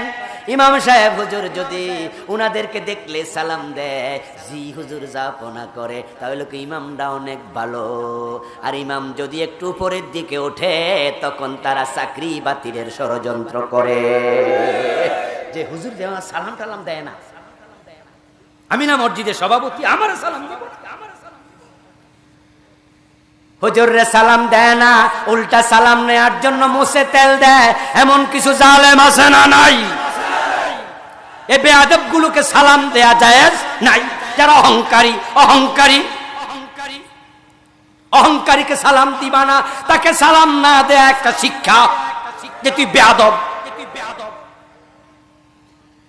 বড় ছোটকে সালাম দেবে, ছোট বড়কে সালাম দেবে, সবাই সবাইকে দেবে, কিন্তু উনি ইমাম সাহেবরও দেয় না, শুধু বাপ দইরা থা ইমাম আমারে দেবে। আমার বন্ধু দেখা যায় হুজুরদের চান্স পাইলে বাস দেয়, এমন কিছু লোক আছে কিনা? শুধু সমালোচনা, সামনে গেলে জি হুজুর, চা দোকানে বৈশা গল্প, সমালোচনা। আমার কাছে জানতে আসছে এক ভদ্রলোক, হুজুর আমাদের ইমাম সাহেব হুজুরের ব্যাপারে একটা মাসালা বলেন। কি মাসালা বলো? কয় উনি দোকান দিছে, দোকান, ওই দোকানে মোবাইলের ফ্ল্যাক্সি লোড দেয়, সিম বিক্রি করে। হুজুর আমার মাসালা হলো, কত মেয়ে তো মোবাইলে ফ্ল্যাক্সি লোড নিতে আসে, এই যে উনি মাইয়ার দিকে ছায়ালায় কথাবার্তা কয়, উনার পিছনে নামাজ হইবনি? আমি মনে মনে কই কত বড় মুত্তাকি রে, কত বড় আল্লাহর ওলি আইছে। মানে হুজুর যে বেতনের চেয়ে বেশি কামাইতাছে, উনার সহ্য হুজুর নিয়ে আবার ব্যবসা কইরা বড় লোক হইয়া যায়। আমি বললাম ভাই যান, হুজুরের দোকানে পুরুষও আছে মহিলাও আসে, প্লাক্সি লোট নে, বুঝলাম। হুজুর মাঝে মাঝে তাকায়া কথা কওয়া লাগে। আপনারা আমি জিগাই, রাস্তাঘাটে যে মহিলা চলে আপনি তাকাননি? কয় হুজুর মাঝে মাঝে তো তাকাই। তা আমি কই আপনার মতো মুত্তাকি উনার পিছনে নামাজ পড়তে অসুবিধা নাই। পুরান ঢাকা একটা মসজিদ আছে, নাম তারা মসজিদ। ওই মসজিদের ইমাম সাহেব আমার কলিগ, গল্প করছি, দুস্থ মানুষ, বলতেছে উনার কাছে ফতুয়ার জন্য আসছে। আমাদের ইমাম সাহেব আমাদের এলাকায় 10 বছর জুমার নামাজ পড়ায়, ওয়াক্তিয়া নামাজ পড়ায়। উনার সাথে দীর্ঘদিনে আমার চলাফেরা। আমার হুজুর প্রশ্ন, 5-7টা মিশা কথা উনি 10 বছরে ধরা পড়ে গেছে আমার কাছে। এখন উনার পিছনে নামাজ হবে কিনা? তখন উনি জবাব দেয়, এই 10 বছরে উনি 5টা-7টা মিশা কথা কইছে। আচ্ছা আমনে কয়টা কইছেন? আমার টিয়ার আমি হিসাব রাখছিনি। আচ্ছা হিসাব তো রাখেন নাই, আপনার কি 5-7টা থেকে কম না আরো বেশি? হুজুর কি যে কন, আমরা তো সাধারণ মানুষ, কত মিশা কথা কই। উনি বললেন তাহলে আপনার মত মুত্তাকি উনার পিছনে নামাজ পড়তে কোনো অসুবিধা নেই। আমার ভাইয়েরা, দ্বিমুখী হলে মুনাফিকের একটা আলামত আপনার কাছে চলে যাবে। আজকে যারা এসেছেন মাহফিলে, আপনারা আমরা যদি একমুখী হয়ে যাই, আমরা কোরআনমুখী হব, কোরআনমুখী, জান্নাতমুখী হব, জাহান্নামমুখী হব না, কোরআনের বাহিরে যাব না। যদি আমরা কোরআনমুখী হয়ে যাই, এই জমিনে কোরআনের রাজ কেউ ঠেকাতে পারবে না, ঠিক না? কিন্তু আমরা মসজিদে গেলে কোরআনমুখী, মসজিদের বাহিরে গেলে আর কোরআনমুখী থাকি না। তাই মসজিদে যখন আমরা হাজির হই, আমরা সবাই মিলে আল্লাহর আইন মানি। ঢুকি ডান পা দিয়া, বের হই বাম পা দিয়া, আল্লাহু আকবার বলে শুরু করি নামাজ, সালাম ফিরাইয়া শেষ করি। আল্লাহর আইনের বাহিরে চলি না। কিন্তু সেই আমরা যখন সংসদে যাই, আদালতে যাই, আল্লাহ আইন আর একটাও মানি না।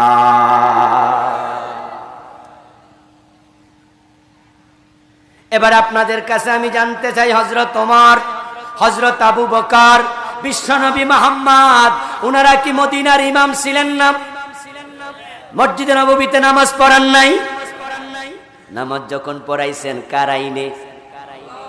আবার যখন দেশ চালাইছেন তখন নিজের আইনে। হযরত ওমর রাদিয়াল্লাহু তাআলা আনহু যখন দেশ চালান, ইসলামী রাষ্ট্রের সীমানা ছিল 50 লক্ষ বর্গ মাইল। বাংলাদেশ হলো মাত্র 56,000 বর্গ মাইল। হযরত ওমরের ইসলামী রাষ্ট্র আজকের ইটালি, তৎকালীন রোম সাম্রাজ্য ওমরের সময় বিজয়ী হয়েছে। আজকের ইরান, তৎকালীন পারস্য সাম্রাজ্য ওমরের অধীনে ছিল। বাহরাইন ছিল, অর্ধ দুনিয়া বাংলাদেশের মতো প্রায় 100টা রাষ্ট্র। কবি নজরুল বলেছেন, অর্ধ পৃথিবী করেছ শাসন, ধুলার তক্তে বসে, খেজুর পাতার প্রাসাদ তোমার বারে বারে গেছে খসে। মসজিদে নববীর ইমাম হযরত ওমর মসজিদ চালাইছেন আল্লাহর আইনে, অর্ধ দুনিয়া চালাইছেন আল্লাহর আইনে। নিজের ছেলে মদ পান করেছে, তাকেও রেহাই দেন নাই। মদ্যপানের অপরাধে প্রিয় পুত্রকে নিজ করে মেরেছ দোররা, মরেছে পুত্র তোমারই চোখের পরে। এখন আমরা দুমুখী হয়ে গেলাম। মসজিদে আল্লাহর আইন মানি, মসজিদের বাহিরে আর মানি না। এই দুমুখী চিন্তা নিয়ে মারা গেলে জান্নাত পাওয়া যাবে না। কে মুনাফিক? তুমি। তুমি তুমি যদি এই নীতি পরিহার করতে না পারো। আবুল কালাম আজাদ ওয়াজ করছে, কালকে বাংলাদেশ ইসলাম কায়েম হয়ে যাবে। এটা আমরা কেউ মনে করি না, আমিও মনে করি না। কিন্তু ওয়াজ কেন করি, এই কথাগুলো কেন বলি? ইসলাম কায়েম হোক আর না হোক, আমি আল্লাহর কাছে একমুখী হয়ে হাজির হতে চাই।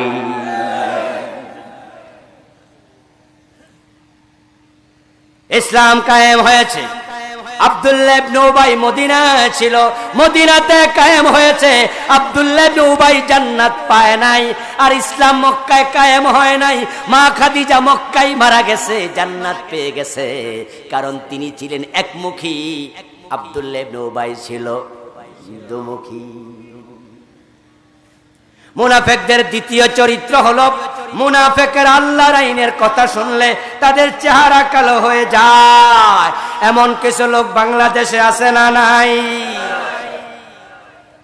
মসজিদে হুজুর যখন জিকিরের ওয়াজ করে, সব মুসল্লি একমত, জি হুজুর ঠিক আছে। হুজুর যখন নামাজের ওয়াজ করে, সব মুসল্লি কয় ঠিক কইছেন হুজুর। বেনামাজিও মাথা লাড়ে, কথা ঠিক, আমি পড়ি না নামাজ, আমার দোষ, কিন্তু হুজুরের কথা ঠিক। হুজুর ওয়াজ করলে ঠিক, যাকাতের ওয়াজ করলে ঠিক। হুজুর কো আল্লাহর আইন ছাড়া কারো আইনে মসজিদ চলবে না, সভাপতির আইনও চলবে না, সেক্রেটারি আইনই চলবে না। আমি মসজিদের ইমাম, আমি আল্লাহর আইনের বাহিরে গেলে আমারও লোকমা দিতে হবে। আমার আইনও মসজিদ চলে না, আল্লাহর আইনে মসজিদ চলবে। সবাই এদিকে একজন একজনের দিকে তাকায়া রানের মাঝে সিমটি কাইটা কয়, দোস্ত এতদিনে একটা হুজুর পাইছি। দেখছ, সভাপতিরও টেরে কথা কয় না। সভাপতির আইনে মসজিদ চলবে না, সেক্রেটারি আইনে চলবে না। কি দারুণ কথা! সবাই একমত, আল্লাহর আইনে মসজিদ চলবে। একটা মুসল্লিও দ্বিমত করে নাই। হুজুর এবার বলতেছেন যে আল্লাহর আইনে মসজিদ চলবে, ওই আল্লাহর আইনে দেশও চালাতে হবে। সংসদ ভবন চলবে, গণভবন চলবে, বঙ্গভবন চলবে, সচিবালয় চলবে, মন্ত্রণালয় চলবে, আদালত চলবে। হযরত ওমরের মতো চালাতে হবে। কোরআনের আইনে চালাও। মুসল্লি দুই ভাগে ভাগ হয়ে যাবে।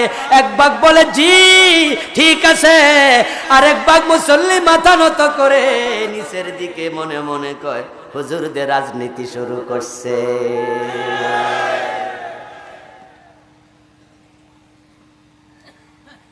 উনারা এখন আর জি কয় না, দোকানে বসে বসে উনারাই সমালোচনা করে, নতুন ইমামের লক্ষণ তো বেশি ভালো না। হুজুরকে বলে দিছে এবার সভাপতি সাহেব, হুজুর আমাদের মসজিদে সব কওয়া যাইব না, সব দলের লোক আপনার মুসল্লি, তাই আপনি রাজনৈতিক ওয়াজ আমাদের মসজিদে করবেন না। এমন কথা বলার মতো সভাপতিও আছে না নাই? রাজনীতিক ওয়াজ করা যাবে না। হুজুর বলছে আচ্ছা ঠিক আছে, আমার তো চাকরি আছে, পেট আছে। আচ্ছা সভাপতি সাহেব ঠিক আছে, দেখা যাক, রমজান মাস আসছে।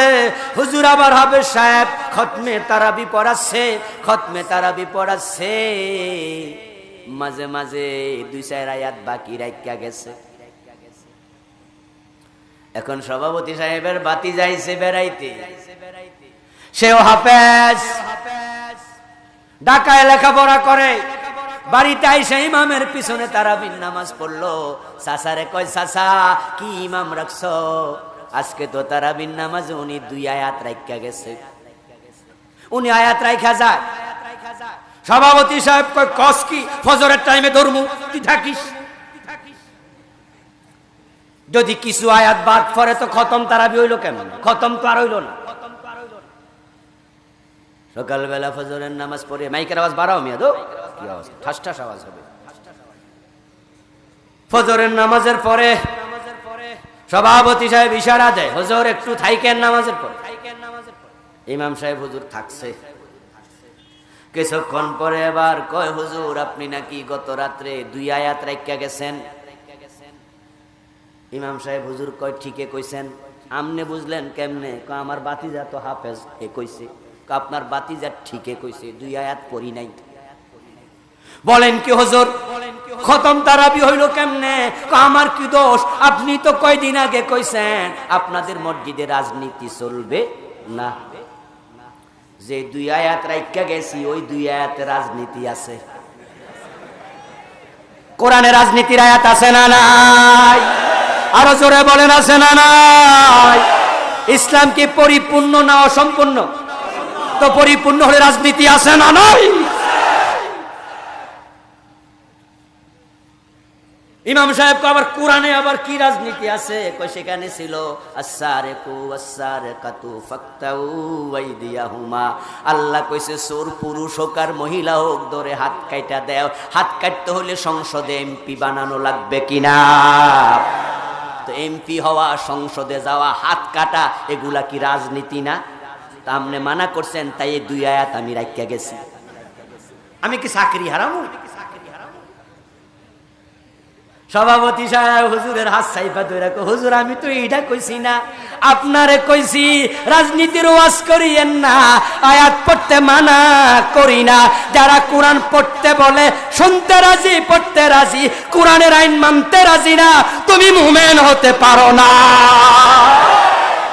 মুনাফিক কে? তুমি মুনাফিক। আজকের এই মাহফিলে কোরআনের আইনের পক্ষে নাই এমন 2-4 জন শ্রোতা আছে না নাই? আপনার দল ক্ষমতায় ছিল 5 বছর, 10 বছর, 15 বছর, কোরআনের আইন কায়েমের সুযোগ ছিল, করে নাই। উল্টা রাস্তার মোড়ে মোড়ে আরো মূর্তি বানানোর ষড়যন্ত্র করছে। মদের বার খুলে দিচ্ছে, সিনেমা হল খুলে দিয়েছে, ঠিক কিনা? সব ফ্যান। কেন রে ভাই, কেন? কোরআনের পক্ষে আইন বানানোর সুযোগ বাংলাদেশে আছে, 90% মুসলমানের দেশ। তুমি যদি পদ্মার আইন কায়েম করো, কোরআনের আইন কায়েম করে দাও, আমরা রাজনীতি করব না, আলাদা দল করব না, আমরা তোমাদের দলে যোগ দিয়ে দেব।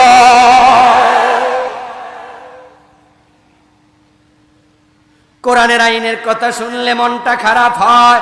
আল্লাহ তাআলা বিশ্ব নবীকে বলছেন, শুনুন, আলাম তারা ইলাল্লাযীনা ইয়াজউমুনা আন্নাহুম আমানু বিমা উনজিলা ইলাইকা ওয়া মা উনজিলা মিন ক্বাবলিক ইউরিদুনা আন ইয়াতাহাকামু ইলাত তাগুত। ও নবী মুহাম্মদ, এমন কিছু মানুষ আছে যেই মানুষগুলো আপনি দেখবেন তারা নিজেদেরকে মুমিন মনে করে, মুমিন, কিন্তু যখন বিচারের প্রশ্ন আসে তখন তারা কোরআনের বিচার চায় না। আল্লাহ কেমনে কইতো তুমি যে মুনাফিক, কেমনে আর কইতো?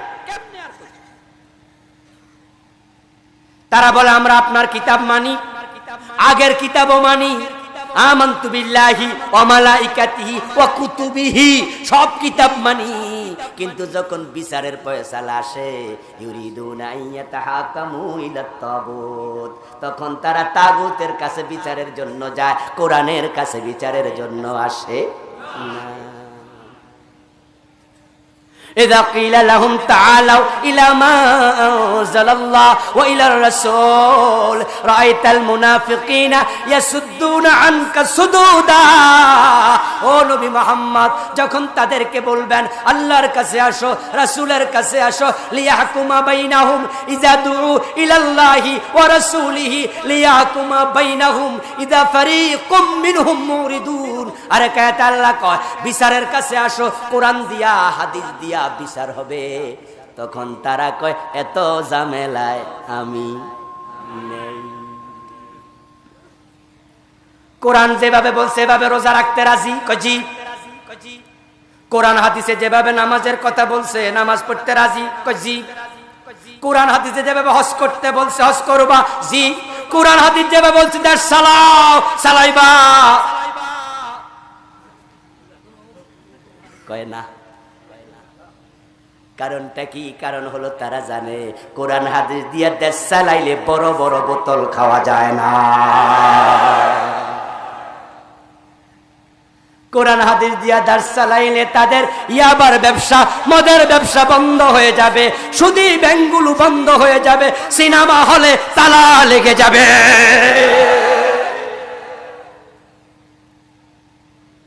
তুমি তাদের কাতারে থাকলে আজকে তওবা করো। যারা কোরআনের আইন মানে না, কোরআনের আইনের পক্ষে না, মুসলমান তাদের সাথে থাকবে না। থাকে তুমি মুনাফিক। মুনাফিকের আরেকটা কথা বলে আজকে শেষ করা লাগবে। আরেকটা আলামত হলো মুনাফিক জিহাদের কথা শুনলে চেহারা কালো হয়ে যাবে। জিহাদকে জঙ্গিবাদ বলে, জিহাদকে দেখলি জিহাদের কথা শুনলে গাবড়ে যায়, এর মাঝে জঙ্গির গন্ধ খোঁজে এমন সাংবাদিক কলামিস এই দেশে নেতা ফেতা আছে না নাই? অথচ জিহাদ জঙ্গিবাদ নয়, জিহাদ হলো ইসলামের ফরজ একটা ইবাদত। নামাজ, রোজা, হজ, যাকাতের মতো জিহাদ একটা ইবাদতের নাম। জিহাদ কখনো সন্ত্রাসবাদ হতে পারে না। জিহাদ ফরজ ইবাদত। কুতিবা আলাইকুমুল কিতাল, আল্লাহ কোরআনে বলেন তোমাদের জন্য জিহাদ ফরজ করা হয়েছে। আপনাদের কাছে আমি জানতে চাই, এ কোরআনে জিহাদের সম্পর্কে আয়াত আছে না নাই? সংখ্যা 500-র বেশি, এক দুইটা না। জিহাদের নামে বড় বড় সূরা, সূরা আনফাল, সূরাতুস সাফ, সূরা মুহাম্মদ, এটার অপর নাম সূরা কিতাল। বিশ্বনবী 27টি যুদ্ধে ছিলেন সেনাপতি। উনার 2য় হিজরি থেকে 10ম হিজরি পর্যন্ত ছোট বড় জিহাদ হয়েছে 100-রও বেশি। আর ওই জিহাদের কথা শুনলে তোমার চেহারা কালো হয়। কত পীর আছে, লাখ লাখ মুরিদ, জীবনে একটা বারো জিহাদের ওয়াজ করে নাই। কত বক্তা আছে, বক্তৃতা দিতে দিতে বুড়া হয়ে গেছে, জীবনে মাহফিলে জিহাদের কথা বলে নাই। কত দায়ী আছে জিহাদের কথা বলে না। কত খতিব আছে 30 বছর 50 বছর জুমা পড়ায়, জুমার মসজিদে জিহাদের পক্ষে একটা দিনও ওয়াজ করে না।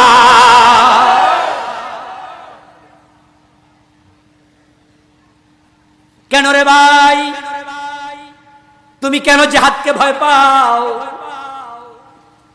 জিহাদ মানে সন্ত্রাস নয়, জিহাদ মানে জঙ্গিবাদ নয়। শায়খ আব্দুর রহমান বাংলাদেশে জিহাদের নামে বোমাবাজি করেছে। বাংলাবাই জিহাদের নামে মানুষ মেরে গাছে ঝুলাইয়া রাখছে। আমরা তাদের বিরুদ্ধে মসজিদের মিম্বার থেকে কথা বলেছি। বোমাবাজির নাম জিহাদ না, সন্ত্রাসের নাম জিহাদ না। জিহাদ মানে হলো অন্যায় যেখানে প্রতিরোধ করতে হবে সেখানেই।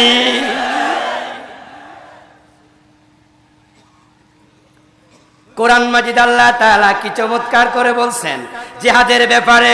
ইদা উনজিলাত সূরাতুম মুহকামাতুন ওয়া যুকিরা ফীহাল কিতাল রাআইতাল্লাযীনা ফী কুলুবিহিম মারাদুন ইয়ানজুরুনা ইলাইকা নাযারাল মাগশী আলাইহি মিনাল মাউত। ও নবী মুহাম্মদ, যখন কোরআনের কোন আয়াত নাজিল হয়, সুস্পষ্ট বিধান নাজিল হয়, যেখানে জিহাদের কথা উল্লেখ আছে, আপনার সামনে বসা কিছু মুনাফিক তাদের চেহারা কালো হয়ে যায়। তাদের কাছে মনে হয় এই বুঝি আজরাইল এসে গেছে।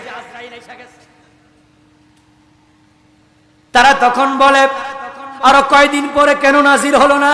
লাউলা খারতানা ইলা আজালিন, পরে কি আজালিন করিব, আরো কিছুদিন পিছানো হইল না কেন?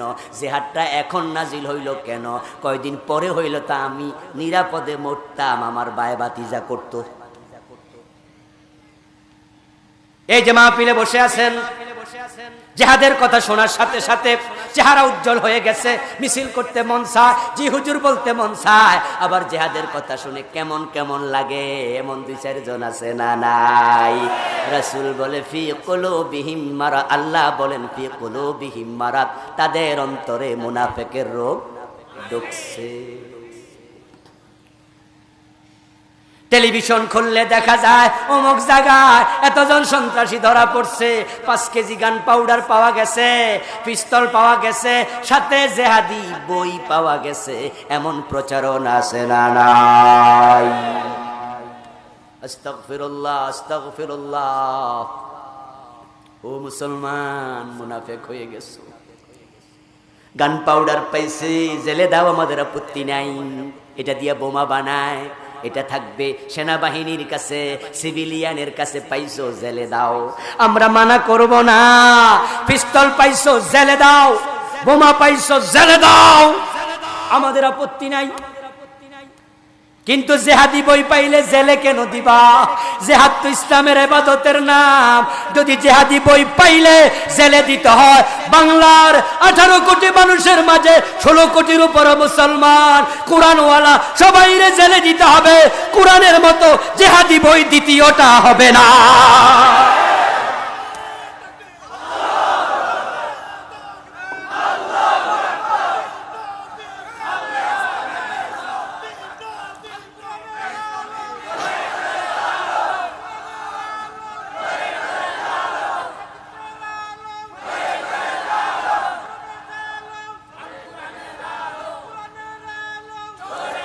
আমার ভাইয়েরা, রাসূল সাল্লাল্লাহু আলাইহি ওয়াসাল্লাম জিহাদের পক্ষে না বিপক্ষে? কথা বলতে হবে। সাহাবারা জিহাদের পক্ষে না বিপক্ষে? তো জিহাদের কথা বললে যদি জঙ্গি হয়, মামলা হয়, তাহলে তোমরা তো রাসূলকে মামলার আসামি বানাইতা যদি তিনি আজকে থাকতেন। রাসূল সাল্লাল্লাহু আলাইহি ওয়াসাল্লামের সাহাবী ছিল 1,24,000। বিদায় হজের দিন উপস্থিত ছিলেন 1,14,000। আল্লাহর হাবিবের কয়েকশো সাহাবীর জীবনী পড়ার সুযোগ আল্লাহ আমাকে দিয়েছে, আপনারাও পড়েছেন। সাহাবীদের জীবনীর উপরে সবচেয়ে চমৎকার বাংলা ভাষায় যে বইটি লেখা হয়েছে, এটার নাম হলো আসহাবে রাসূলের জীবন কথা। লিখেছেন ডক্টর আব্দুল মাহবুব, ঢাকা ইউনিভার্সিটির প্রফেসর। কিনে পড়ে নেবেন, 6 খণ্ড। তাবিদের জীবনীর উপরও লিখেছেন। আল্লাহর হাবিবের যত সাহাবীর জীবনী পড়েছি, জিহাদের মাঠে যান নাই এমন একজন সাহাবীর নামও আমার জানা নাই। উনারা মেসওয়াক যেমন করতেন, জিহাদও তেমন করতেন। দিনের বেলায় যোদ্ধা, রাতের বেলায় তাহাজ্জুদের নামাজওয়ালা। রাসূলের সকল সাহাবী মুজাহিদ ছিলেন। মহিলা সাহাবীরা পর্যন্ত যুদ্ধের মাঠে যেতেন। রাসূলের মেয়ে ফাতেমা যুদ্ধের মাঠে গিয়েছেন। ওহুদের যুদ্ধের দিন আহত সাহাবীদের সেবা করেছেন। হযরত সাফিয়া বিনত আব্দুল মুত্তালিব রাদিয়াল্লাহু তাআলা আনহা খায়বারের যুদ্ধে একজন কাফেরকে নিজ হাতে হত্যা করেছেন। যুদ্ধের মাঠে মহিলা সাহাবী যায়। রাসূলের একজন সাহাবী ছিলেন অন্ধ, নাম আব্দুল্লাহ ইবনে উম্মে মাকতুম, তিনিও শহীদ হয়েছেন যুদ্ধের মাঠে।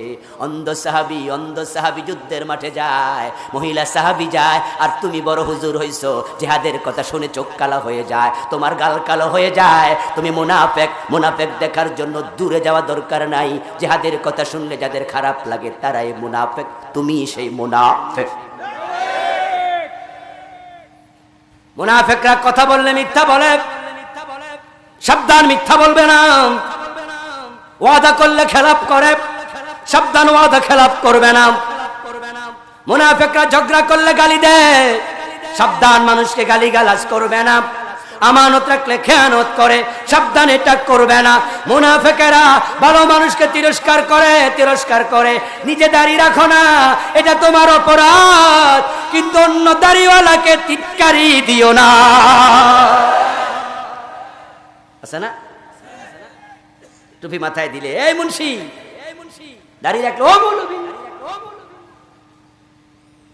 বয়স হলো বেটার 40, দাঁড়িয়ে রাখে নাই, গাড়িতে হেলফারি করে। আরেকটা কম বয়সী বাচ্চার বয়স হবে 25, গাল বরা দাড়ি রেখেছে। 40 বছর বয়স্ক হেলফার আইসা ভাড়া খোঁজে, ও হুজুর ভাড়া দেও, ও মুন্সি, বলে কি না, টিটকারি করে। এগুলো মুনাফিকদের চরিত্র ছিল। আজকের মুনাফিকেরা আমাদেরকে মৌলবাদী বলে গালি দিচ্ছে।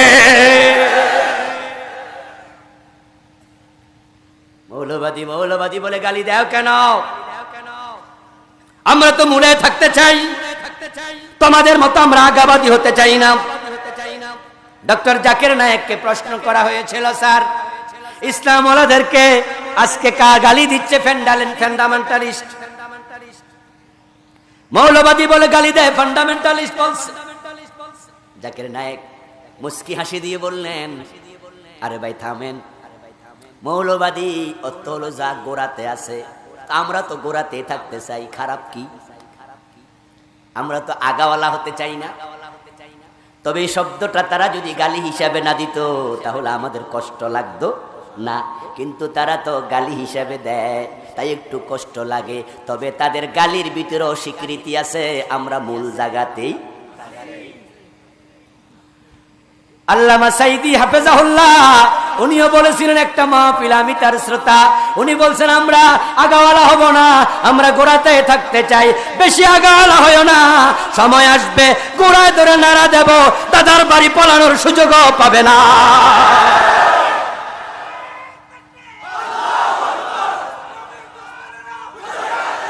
আমার ভাইয়েরা থামেন, সময় কম, ঢাকায় যেতে হবে, টিকিট কাটা আছে, গাড়ি রওনা দিয়ে দিছে অলরেডি মনে হয়।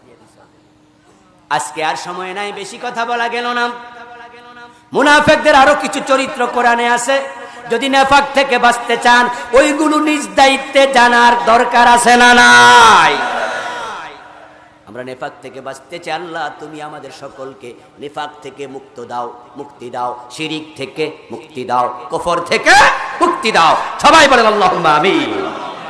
হাযা মা ইনদি ওয়াল ইলমু ইনদাল্লাহ আলাইহি তাওয়াক্কালতু ওয়া ইলাইহি উনীব। সম্মানীয় ভাইয়েরা, আমরা দোয়া করে একসাথে যাব, সংক্ষেপে দোয়া হবে ইনশাআল্লাহ। তার আগে একটি ছোট্ট সংবাদ আছে।